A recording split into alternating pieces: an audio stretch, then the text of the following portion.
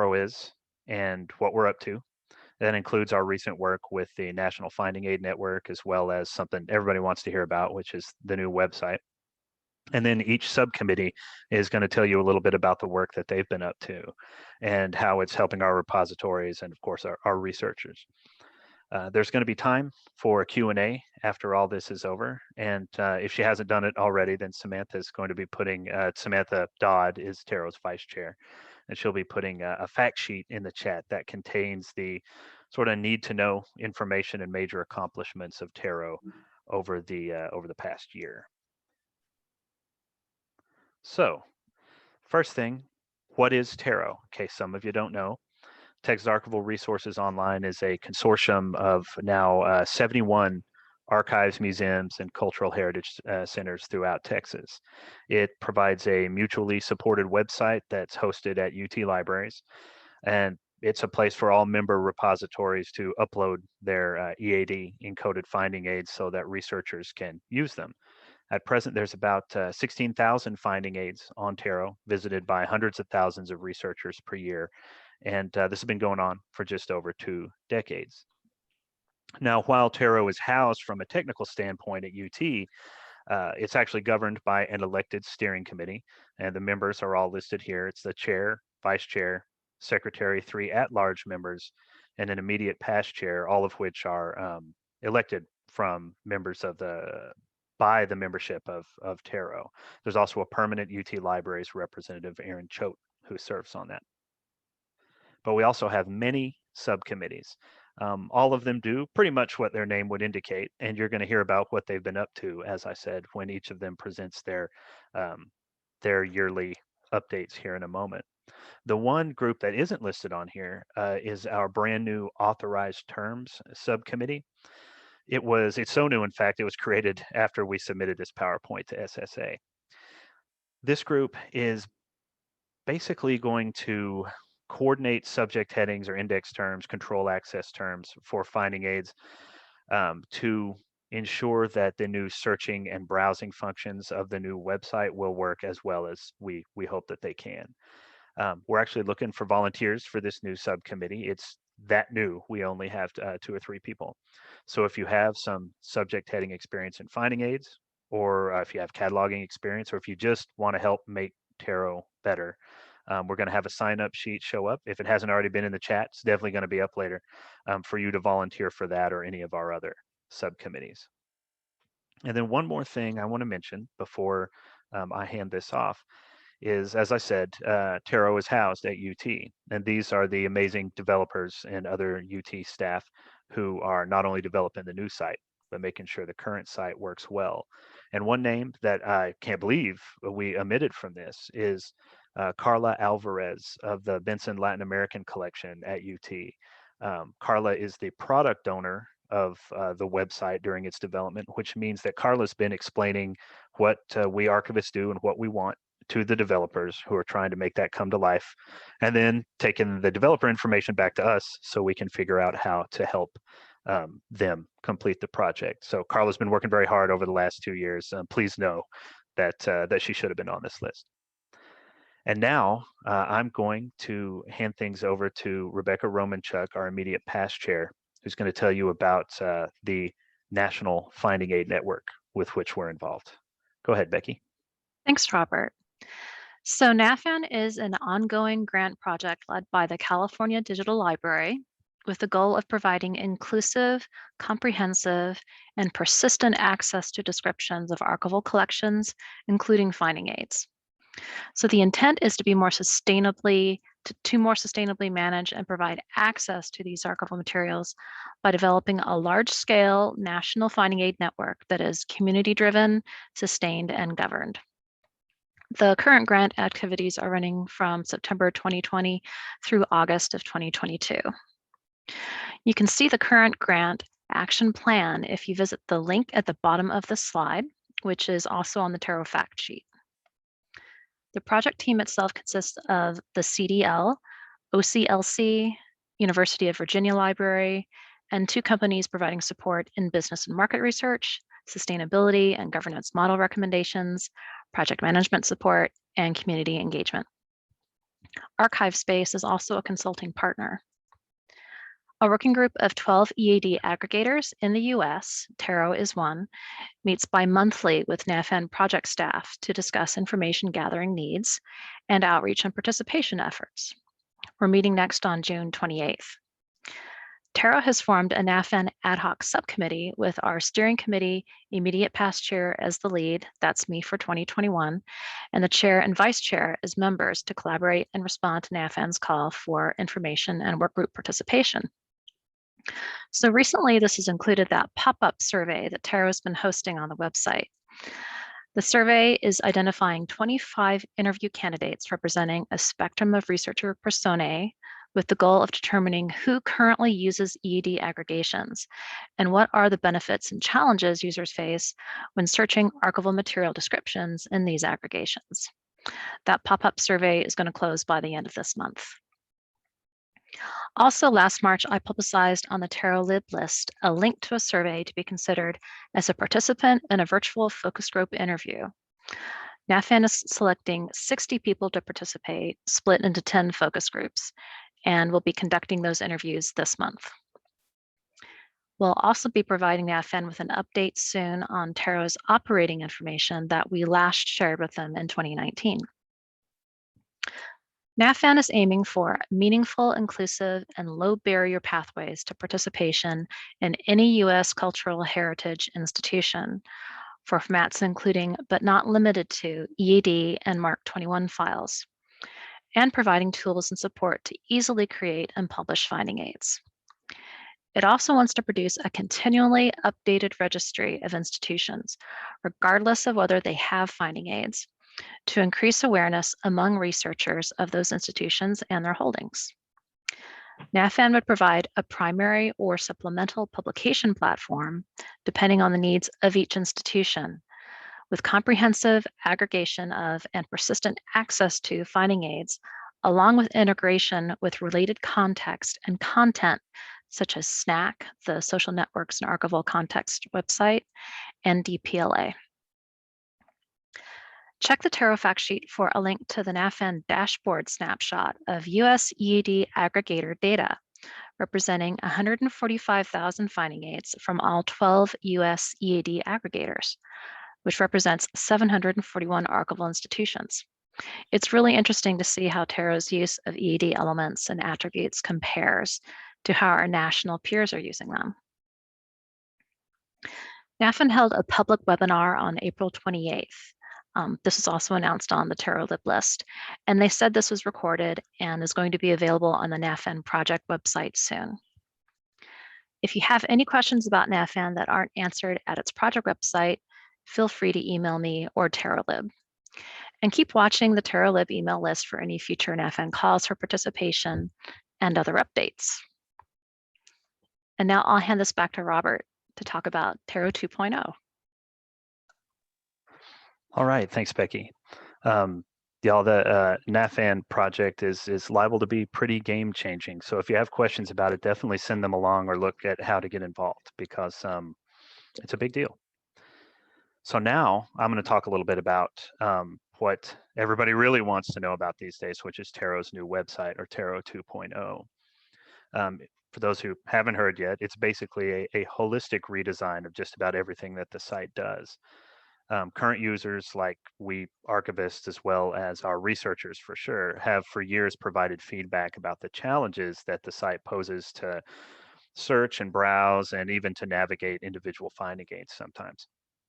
And this makes sense because the site's about 20 years old and it hasn't seen a lot of significant revisions during that time. So the searching, browsing, navigating, the way that information is going to be presented on the site, all of that's going to change, be enhanced. And the aesthetic is going to change too. That's new colors, new logo, as well as the ability to actually work well on mobile devices, which some of you may have observed is not very good right now, but it's going to get better.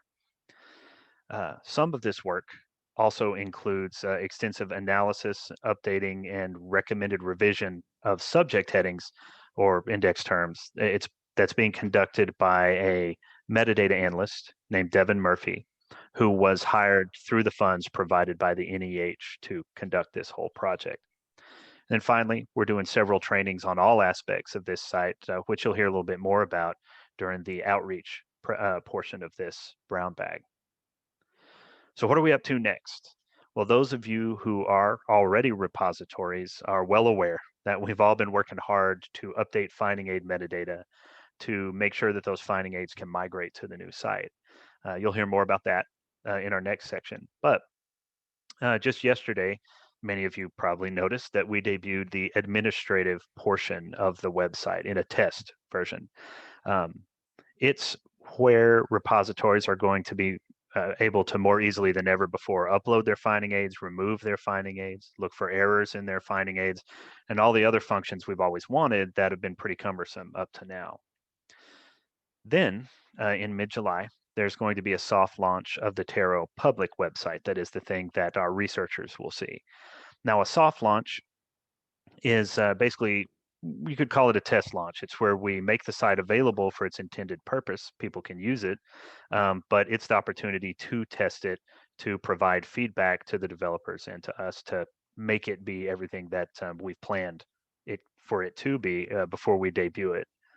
Speaking of the debut, the two most important dates coming up at the end of the year are September 1st, when we're going to freeze the ability to upload new finding aids to TARO so that the finding aids that are already on there can be checked for compatibility with the new site and then migrated over. And then the big one, September 28th, as of today, that is when we plan to have TARO 2.0 launch to the world.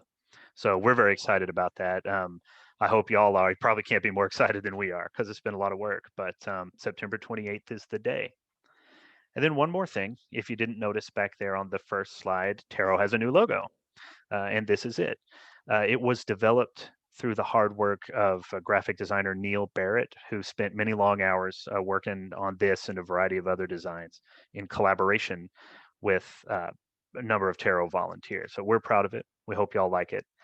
It goes hand in hand with the new URL, which I didn't place on here, but which is going to be txarchives.org. And more information on that URL will be coming out over the next few months. So now I've chatted enough. I'm going to turn things over to Samantha to tell us a little bit about the data remediation that's been going on. All right, welcome. Well, it was about last fall when we, steering committee, created this ad hoc subcommittee to deal with the issue of migrating all of these finding aids to the new TARO 2.0 site and how we were going to reconcile all of the data that was contained in those and to try and streamline that process for all participating repositories and to give you guys the tools to help facilitate that. So last fall, we started testing finding aids against the qual site, created a document to kind of track the most common errors we were seeing, how we were fixing those errors. The education and outreach subcommittee created the guide to migration, which many of you have seen and used. And anytime we encountered new errors, we were updating that guide to make sure that the tools we gave you had the most up-to-date resolutions to any of those issues. This wonderful team of volunteers started brainstorming other tools that we could get. And so we have a series of webinars and trainings that James has helped put together and record for our YouTube channel. We're going to have one on the subject terms heading. We've got one slated hopefully for archive space specific repositories doing data remediation. We had the kickoff meeting in March, which was supposed to be February, but as you all know, February threw us a whole new curveball with the snowstorm. So we're a little off what we had initially planned, but we're going to get through all of these trainings.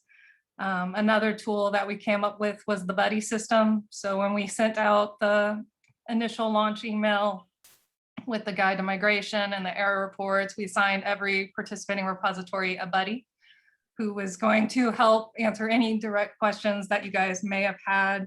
And every time we get a new series of monthly error reports, monthly error reports, we're sure to send those out and then make sure you contact your buddy so that if you have any outstanding issues, you have somebody that you can call up for questions. Slide, Robert. So to give you some stats. Oh, slide one more. Forgot I had that one. We obviously submitted the PowerPoint before we got the May error report. So this data is based off of our April error reports, where we have the number of institutions who had and hadn't started. We were at 50% had started in April, which is a great number considering that our deadline is going to be September. And then I have the updated numbers for May. Not only are we remediating finding aids, we're still adding new members. So TARO now has 71 members, so still growing strong. 44 members have started or finished the remediation process, which means we have 62% participation in remediation, which is great. Thank you so much for your hard work. Currently, we have 4,398 finding aids that are valid, ready for TARO 2, with another 15,225 to go before September. So we're at 29% remediated finding aids. Slide. So again, these are the buddies that have been assigned to you. So if you have a question about an error report, or you're having trouble with admin login, or you're having trouble with the existing FTP site and uploading files, maybe you've got new members of staff who need some extra help, please feel free to reach out to any of us here, your buddies. We're here to kind of give you all the tools that we can. And another wonderful thing that we were able to do as ad hoc is we were able to reallocate some funds for in-person training that we couldn't hold in 2020 to hire a grant-funded remediator who is helping us kind of close that gap. So if you are in a situation where you just can't get to this, or you need some extra help, email Robert and I, and we can help assign this remediator to you to help kind of remediate your files and get you closer to finishing this project before we hit the September deadline. So again, we have the grant person until the end of June. So if you take a look at your May report and you think you need some extra help, please reach out to us so that we can get you the help that you need. Slide. There we go. Again, we've got July 13th is going to be the testing for the public site. So all of your remediated finding aids that have passed validation should appear on that new site. And then again, we're going to lock the site on September 1. So we've got some time, just keep at it. We appreciate all the work. We know remediation it's a task. It's a lot for all of us who have other jobs and other responsibilities. So we greatly appreciate all the work that these participants and all these institutions are doing. So with that, I will turn it over to Ada with WebTech, who's going to talk about the testing of the new site. Hey everyone, so this is the report for website and technology subcommittee, also known as WebTech for short. This is the current components of the subcommittee, but we always welcome new members. So if you'd like to sign up, please do so. So what, next slide, please, Robert. Thank you. So what have we done so far? In the past year, our group first prepared a checklist of TARO 2 web pages, such as the landing or homepage, repository specific pages, basic search, advanced search pages, and so on, as well as the required and preferred elements that need to appear on each page. And this checklist is being used by the developers squad in the process of building the TARO 2 site.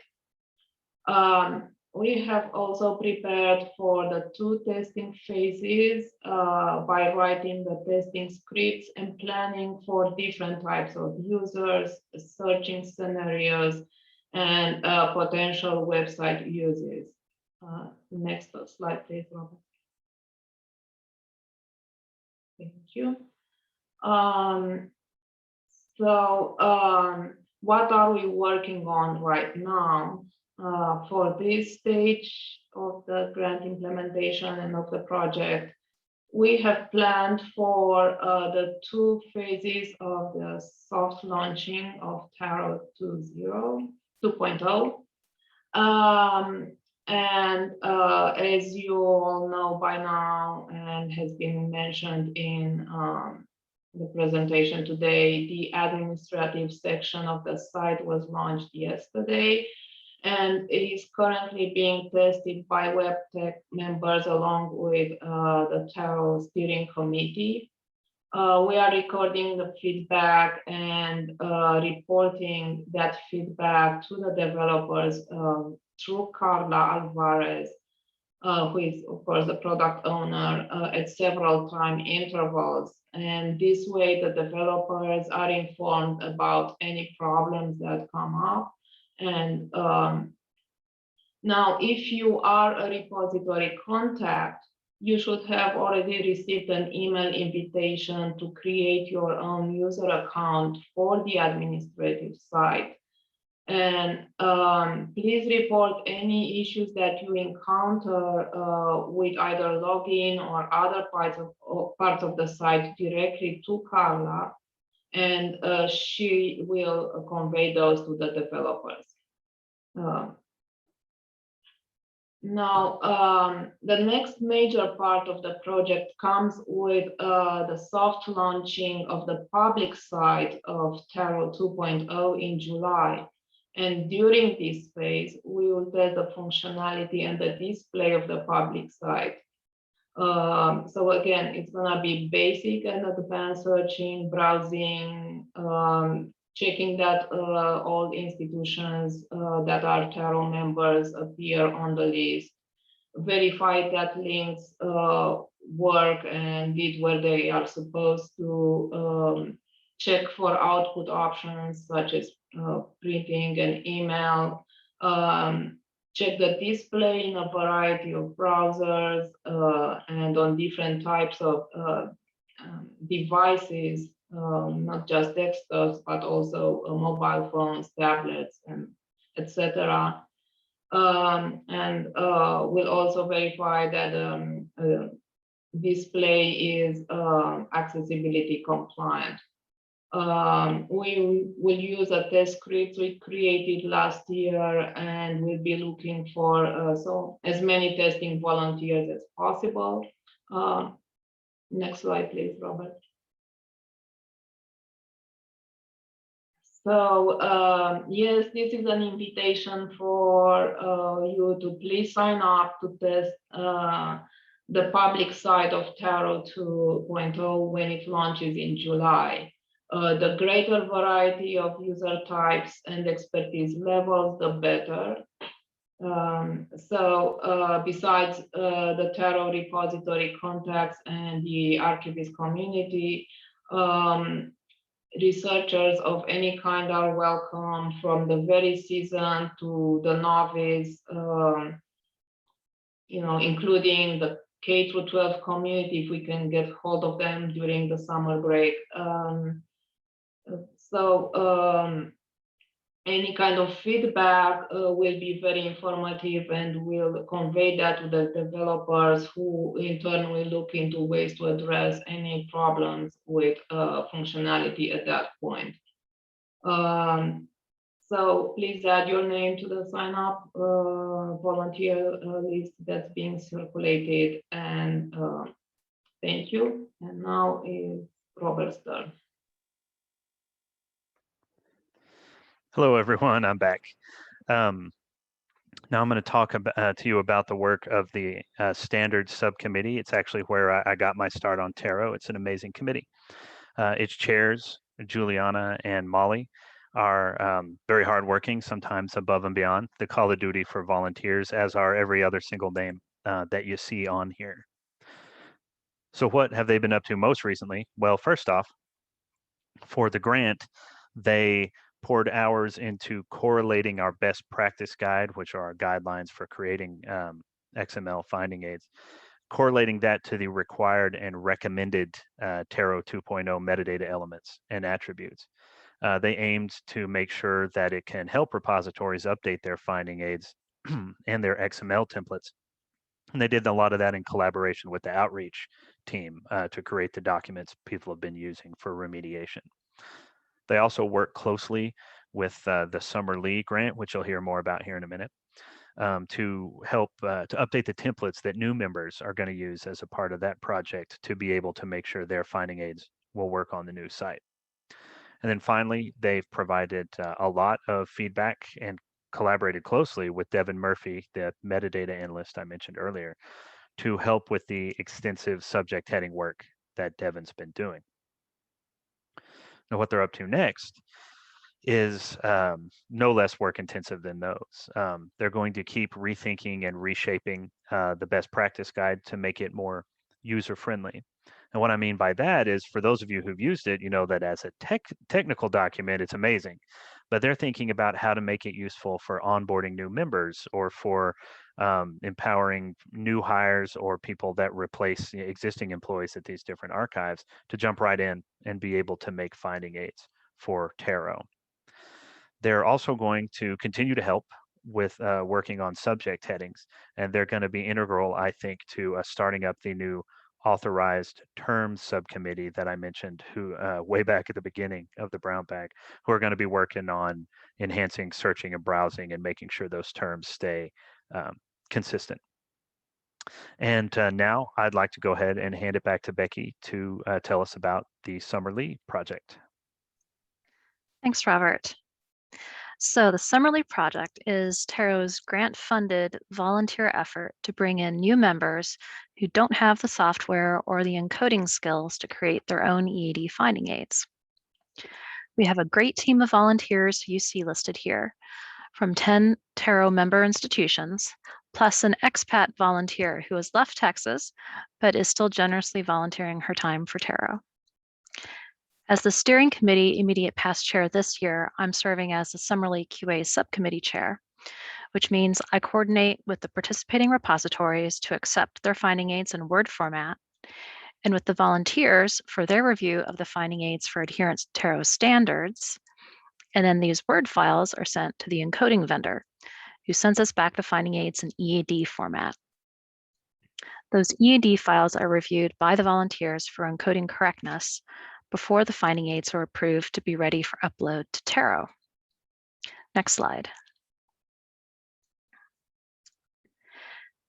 This was originally envisioned as a 5-year grant term project running from 2018 through 2023, though this will be extended for as needed to fully use the grant funds and accomplish stated goals.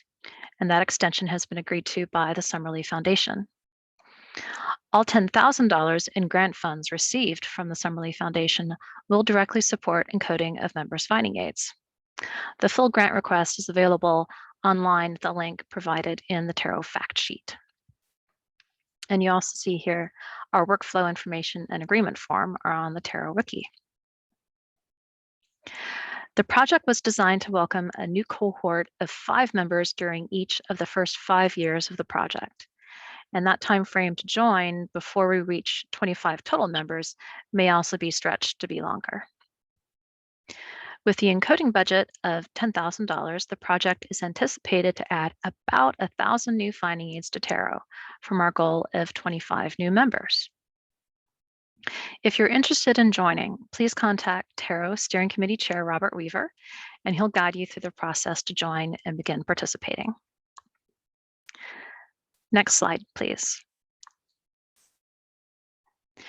We currently have these 15 repositories participating in this project. So far, we've uploaded a total 99 EAD finding aids for 9 of these repositories to TARO.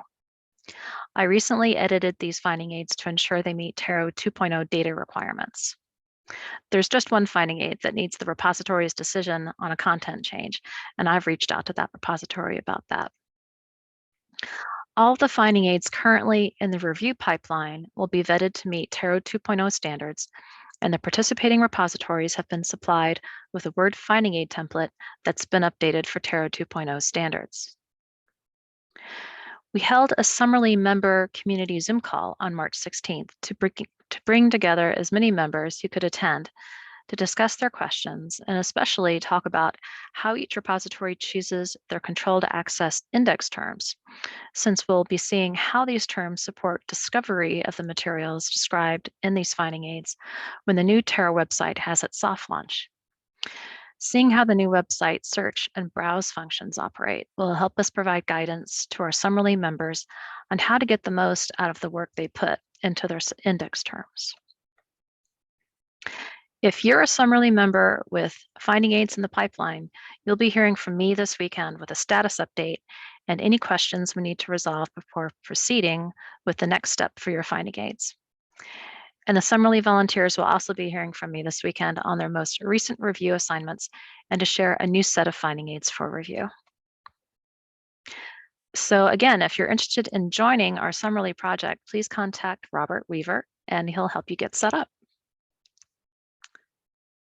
And now I'm handing this off to Amy Bowman for the Funding and Sustainability Subcommittee report. Hey, everybody. I don't have a huge progress report for this year with funding and sustainability because we're just chugging along with our current grants, the NEH grant and also Summerly, but we're in the middle of these. So we're not seeking significant new outside funds at the present time. So with this in mind, I thought it would be a good idea to use this time just to give you all a bit of background into how we got where we are now with the work of the Funding and Sustainability Committee, and talk about how TARO will need your vision for ensuring the consortium's sustainability moving forward. The Funding and Sustainability Committee has been around for a few years now, since around the time that we started planning for the initial 2016 planning grant that went to the NEH. And the TARO members that joined the committee then during the planning grant did a lot of important work researching potential grants that we could apply for and what tasks we would want these grants to fund. We also researched if there was an institutional will among TARO members to change to a consortium with dues paying members, something like Archives West is. And this was a no-go, so we formalized the relationship with UT Libraries as the site's institutional home for TARO. And this had been informal for many years until fairly recently. However, I put committee in quotes right now because the committee is just me right now. With our current grant to the NEH, we don't need a big fundraising subcommittee because the scope of the fundraising outlined in the current grant is pretty limited. The grant just states that we need to raise funds for training. And we're in good shape with that goal. We've been really fortunate that the Texas State Records Advisory Board has been very supportive of TARO. So we'll have NHPRC funds to use for TARO 2.0 in-person training once the pandemic permits. And we're hoping maybe later this year, and as we all know, things are changing and we'll respond to that. We had received some NHPR funds that couldn't be used for in-person training, and those were going to expire. And so we worked this year to repurpose those for finding aid remediation. And that just worked out great that we were able to do that. So at this point in our grant, as we start rounding the bend, going towards home, I think it's a good time to begin to consider how we want to sustain the consortium and how in the coming years, we can keep some of the momentum that this grant has generated. And I know that the members of the steering committee and all the subcommittees have been putting in massive amounts of time into TARO development. And it's so wonderful to see what everybody has been doing, but it's likely that we don't want to keep quite the same level of momentum. And is there a lower gear that makes sense for us? One that keeps us moving forward, but doesn't require the Herculean effort that they've been putting in, which is so wonderful. So just starting to think about what does sustainability mean for us exactly? What are our priorities in what we want this consortium to do? Is our focus having better subject access, which that's going to be something that we'll be looking at over the next year. How do we sustain that? Do we want a focus to be bringing on new members? Is that really important to us? And if so, what's the ideal number of members we want to bring on? What ongoing training will be needed to onboard these new members, and how will that training be funded and delivered? Is there training that we can prepare that's cost efficient, that can be delivered remotely? And do we want to spend our time working to align TARO with national level consortia? And also just looking for other grant opportunities. Is that important to us? Do we want to seek those, or do we want to scale back for a while? And all of these are just questions right now. We'll need your feedback to figure out what the answers are and what the future of TARO looks like. And there's not some preordained idea of what TARO is. It will be shaped into what all of us decide what we want it to be based on our ability to contribute time and vision to the consortium. And so right now there's no plan for how we'll gather this feedback. I just wanted to put that idea into everybody's head as we start to move into the next project phase. And you might have some initial thoughts or questions about sustainability. So please bring those up in the Q&A today. And as always, just let me know if there's a funding opportunity that you think it would be good for TARO to pursue. So next up is James with training and outreach and education. Hi, everyone. I'm James Williamson. These are the members of the Outreach and Education Subcommittee who've been working really hard to start preparing documentation for TARO 2.0. So Madeline Moya, Crystal Brooks, Joseph Luchik, and Julie Judkins. I really appreciate the work that they've done and helped me with, because this committee at one point was just a committee of one. So Robert, next slide. So these are some of the things that we've worked on the past year, and then obviously the biggest things that are to come will be this year, because we'll have TARO 2.0. So, but last year we put out a survey of members looking at the various methods of finding aid production and how people are submitting to TARO. Obviously, things will change with TARO 2.0, but it was just a great way to get a better understanding and to kind of like directly ask, you know, what information is needed, you know, from this committee to kind of help with the finding aid process and being an active part of TARO. We also updated documentation on the website and the YouTube videos.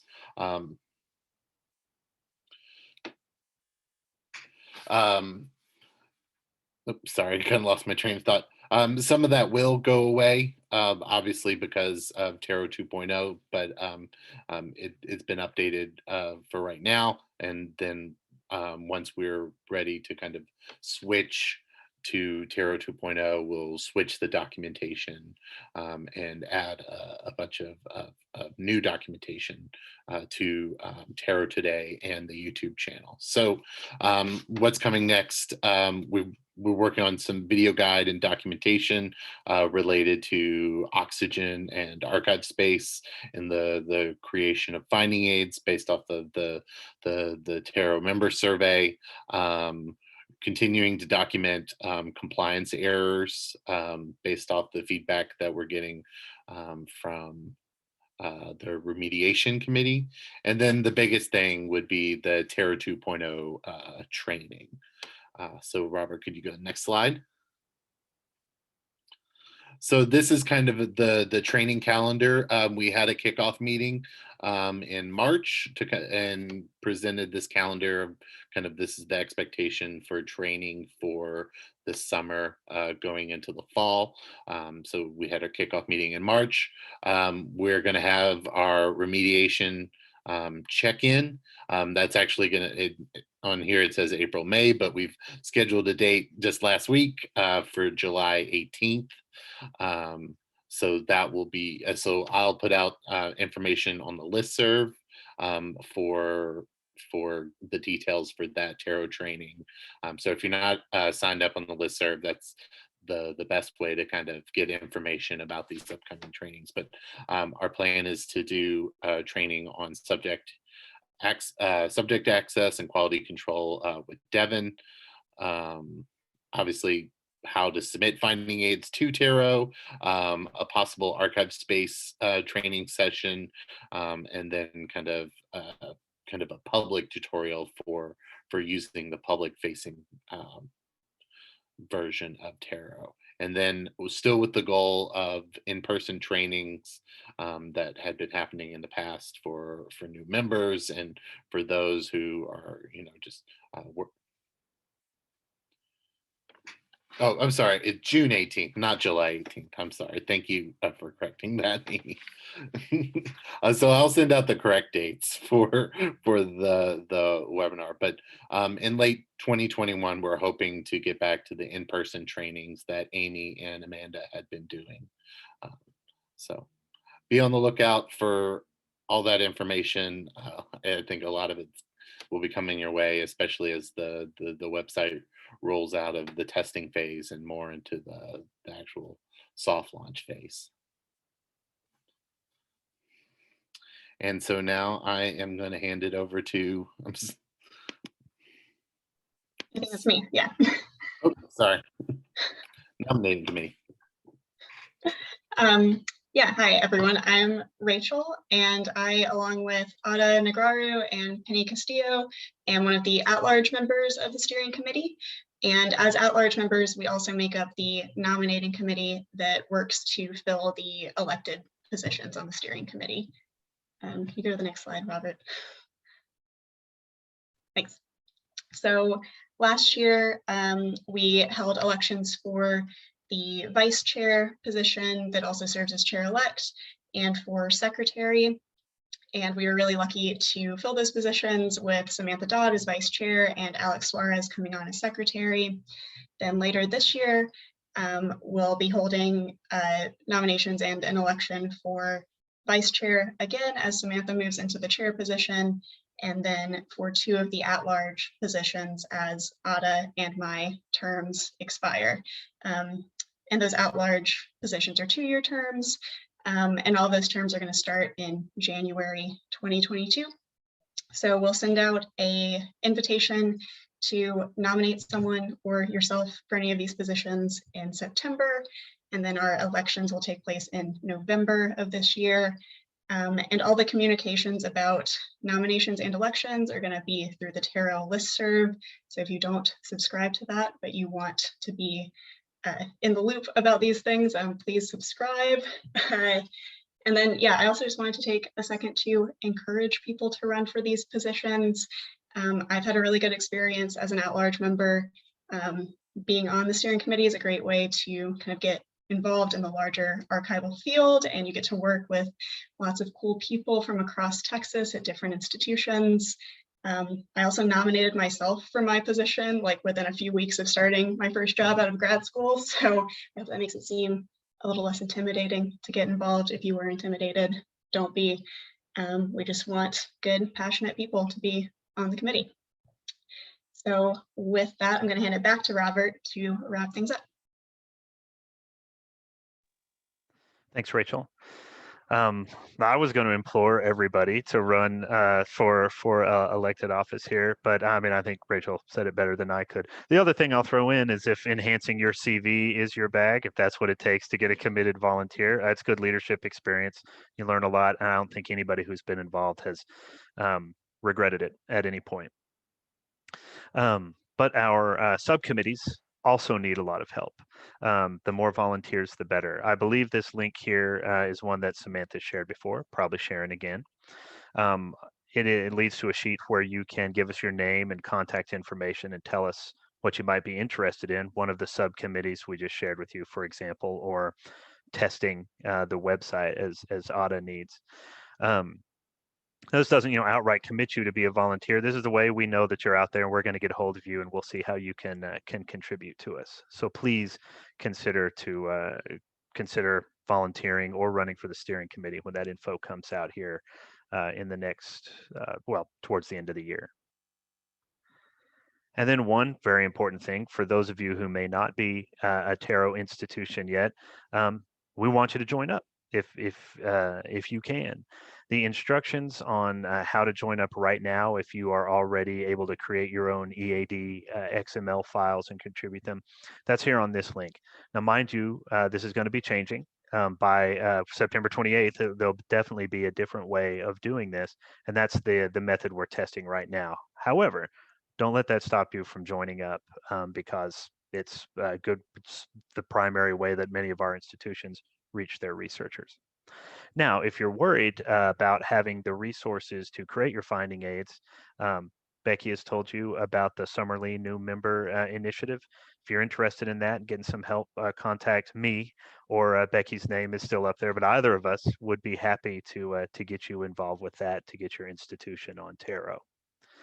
And now I will open it up to questions if anybody has any. We got a couple in the chat related to NAFAN. It was a colleague of mine asked how NAFAN will be different than Archives Grid. Is there a sense of this yet, or is it still TBD? It is TBD. So the NAFAN project, they're going to build a prototype system. One of their deliverables is a prototype system demonstration of potential functional aspects of the network. So this grant run that goes through August of next year is not going to result in a finished National Archival Finding Aid network that anyone can choose to join. It's still going to be a prototype and demo with an actual implementation grant to come. But we will be keeping people up to date as far as, I think there was like a follow-up question to that. Yeah, so would TARO post the finding aids they aggregate to NAFAN, or because I'm asking because Archives Grid is not very comprehensive and I don't know how often they harvest MARC records or finding aids from institutions. When directing students to resources for their research, it would be great to give them additional options, and it seems like NAFAN will be one at some point. Absolutely. If a NAFAN comes into being, this is going to be basically a US hub for finding aid information like other countries have, that the United States just hasn't had up to this point. As far as sustainability, so part of what NAFAN is wanting to provide is a way for contributors to just jump on the NAFAN bandwagon and have their finding aids there, or also keep their aggregation and do double duty, both things. This wonderful grant that TARO's been is still operating under is going to provide us with a really wonderful improved TARO website, search function, infrastructure. It's just leaps and bounds ahead of where we were.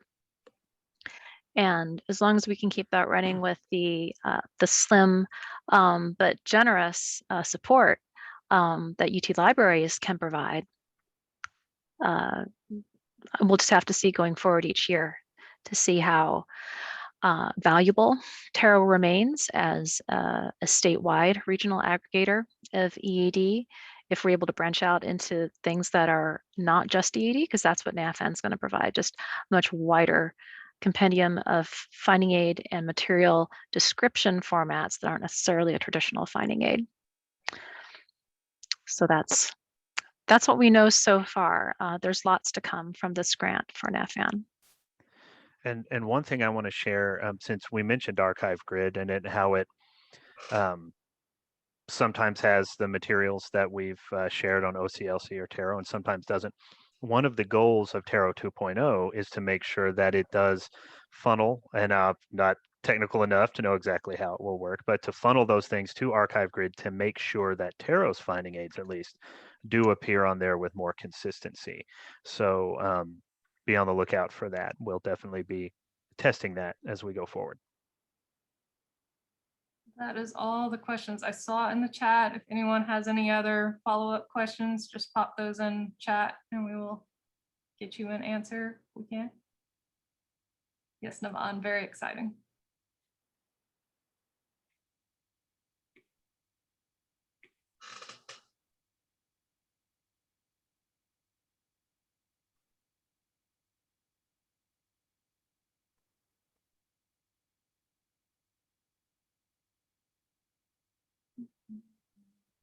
Well, I'll give folks a little bit of time in case they're typing a whole dissertation into the chat window, because I've been one who does that.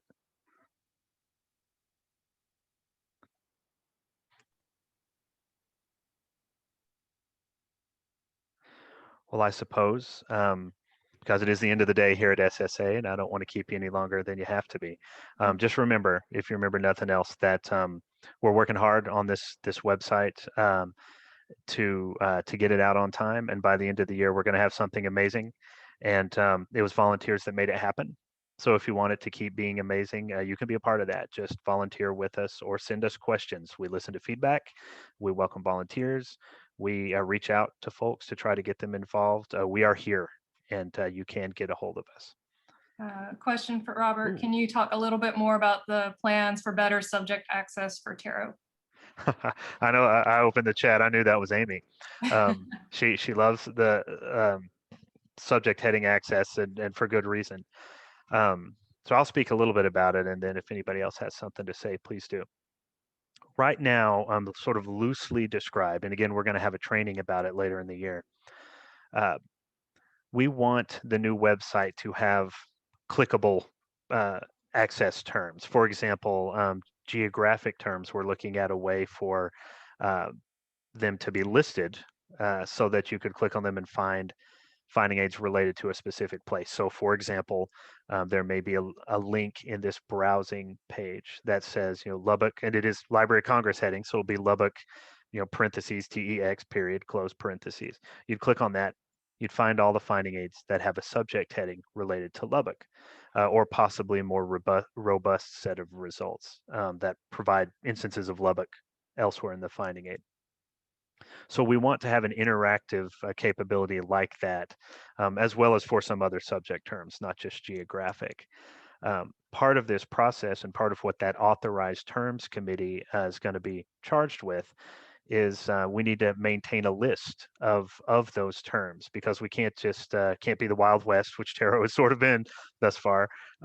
If we have some consistency in the terms that people apply to these specific subject heading categories, the site will work as it should.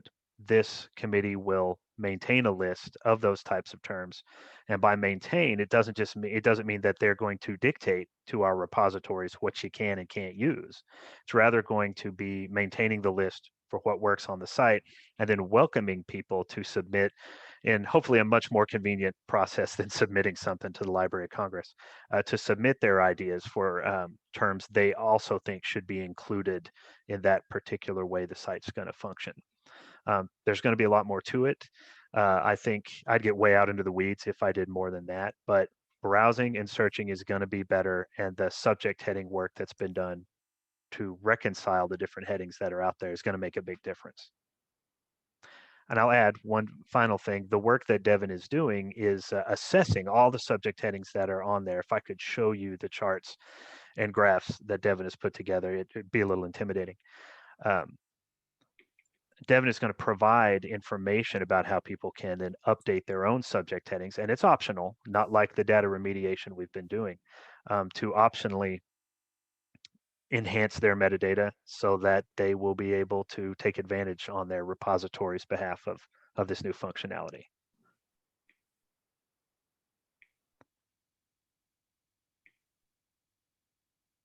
Amanda's asked, so it will only authorized terms be browsable? And in terms of what I just described, things you can click that are going to bring up all those results, yes, to my knowledge right now, those will be browsable. But there are some different ideas that Devin has put out there, and there have been so many, and we've discussed it so much that I'll just admit to you that unless one of the other steering members feels differently from me, it's been a little overwhelming, and we have a lot of options that we can bring to the table before the developers are done not messing with, but rather creating the site that we all want. But right now, if it happened today, yes, the terms on this list would be the ones that would be browsable like that. And that's just the browsable function from what we understand. The whole thing will be free text searchable. So if your institution had a particular term that wasn't on this authorized terms list, it would still be discoverable in the new TARO site. It just would not be included on this page of specific browse terms. Yes, so if you were to search by subject heading, for example, in an advanced search, absolutely the other headings that you put in there will be included in that search. So you won't lose your hard work, but there are only some specific ones that will have this sort of bonus.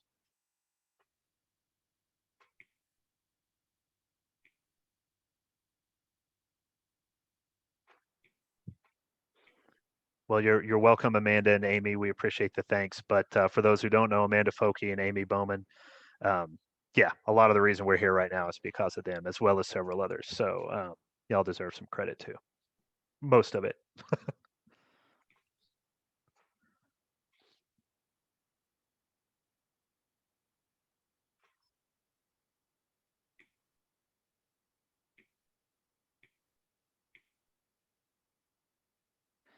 Well, with that, I'll let everybody, um, let me let y'all go, which is the Southern way that I've been trying to close these meetings. I know that there's a open sort of reception thing going on here at 4 with SSA. So I encourage you all to go to that by us letting you go from this. Y'all have a good afternoon. Hi, everybody. Bye, everyone.